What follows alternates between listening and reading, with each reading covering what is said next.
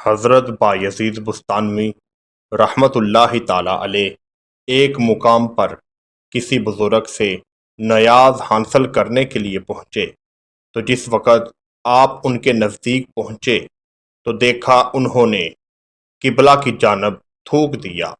یہ دیکھ کر آپ ملاقات کیے بغیر ہی واپس آ گئے اور فرمایا، اگر وہ بزرگ شریعت کو جانتے تو کبھی بھی شریعت کے منافی کام نہ کرتے۔ آپ رحمت اللہ تعالی علیہ کے ادب کا یہ عالم تھا کہ مسجد میں جاتے وقت راستے میں کبھی نہ تھوکتے۔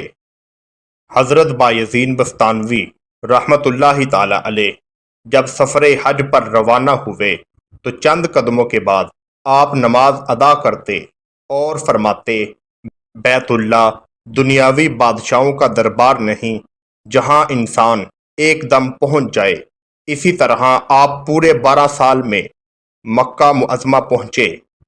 آپ رحمت اللہ تعالی علیہ نے فرمایا، یہ کوئی معقول بات نہیں کہ حج کے طفیل میں مدینہ منورہ جاؤں۔ اس کی زیارت کے لیے انشاءاللہ کسی دوسرے موقع پر حاضر ہوں گا۔ چنانچہ جب دوسرے سال مدینہ منورہ روانہ ہوئے، کچھ افراد آپ کے ساتھ مل کر سفر کرنے لگے۔ آپ رحمت اللہ تعالی علیہ نے دعا کے لیے ہاتھ اٹھائے، اے میرے رب، مجھے ان سے تنہا کر دے تاکہ میں تیری عبادت کر سکوں۔ ایک دن نماز فجر کے بعد آپ نے اللہ تعالیٰ سے دعا مانگنے کے بعد آپ اپنے ہمراہ لوگوں کو کہنے لگے کہ معاذ اللہ، میں تو خدا ہوں۔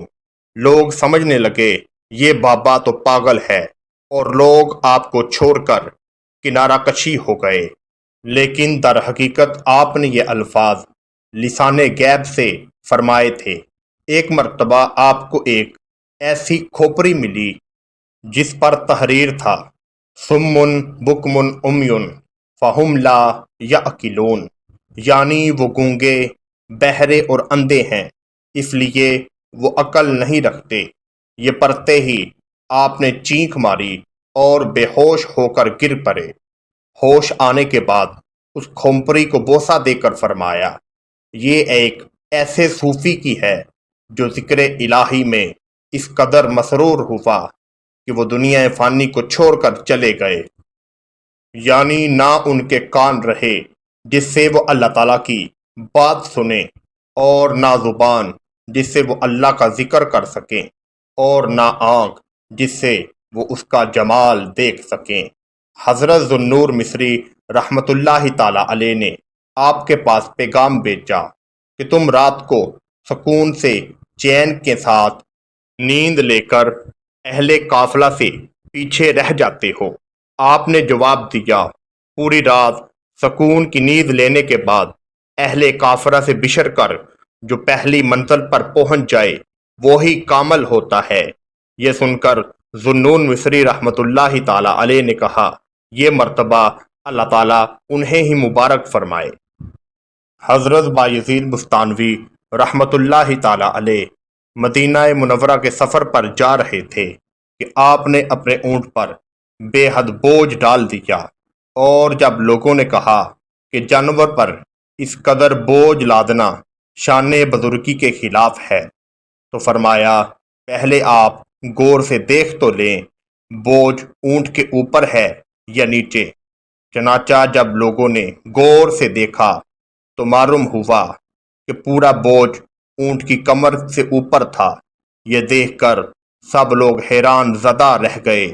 آپ نے فرمایا، اگر میں اپنا حال پوشیدہ رکھتا ہوں تو دوسروں کی خبر نہیں ہوتی، یہ ظاہر کر دیتا ہوں تو حیرت زدہ رہ جاتے ہیں۔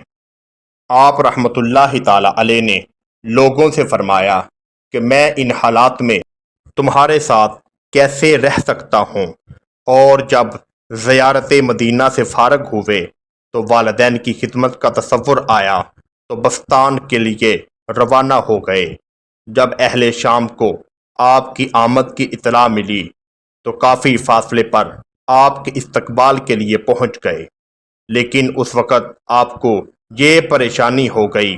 آپ رحمت اللہ تعالی علیہ نے سوچا کہ میں اگر لوگوں کو ملوں گا تو اللہ تعالیٰ کی عبادت سے محروم ہو جاؤں گا۔ اس وقت ماہ رمضان کا مہینہ چل رہا تھا اور لوگ آپ کے استقبال کے لیے سامنے کھڑے تھے۔ آپ رحمت اللہ تعالیٰ علیہ نے روزہ رکھا ہوا تھا۔ روزہ رکھنے کے باوجود بھی آپ نے ایک دکان سے سامان خریدا اور سامنے بیٹھ کر کھانے لگے۔ آپ رحمت اللہ تعالیٰ علیہ کی یہ حرکت دیکھ کر تمام کے تمام عقیدت مند واپس ہو گئے اور آپ نے فرمایا، گو میں نے اعجاز شریعت پر عمل کیا، لیکن لوگوں نے مجھے برا برا سمجھ کر مخرف ہو گئے۔ جب سفر سے واپسی پر مکان کے دروازے پر پہنچے اور دروازے سے کان لگا کر سنا تو والد وضو کرتے ہوئے کہہ رہے تھے، یا اللہ، مسافر کو راحت سے رکھنا اور بزرگوں سے اس کو خوش رکھ کر اچھا بدلہ دینا۔ یہ سن کر پہلے تو آپ روتے رہے، پھر دروازے پر دستک دے دی تو والد نے پوچھا کون ہے؟ عرض کیا آپ کا مسافر۔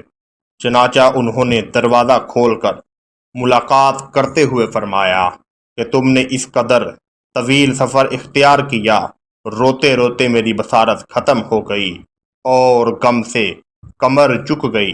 آپ نے فرمایا کہ جس کام کو میں نے بعد کے لیے چھوڑا تھا وہ پہلے ہی ہو گیا اور میرے والد کی خوشنودی تھی۔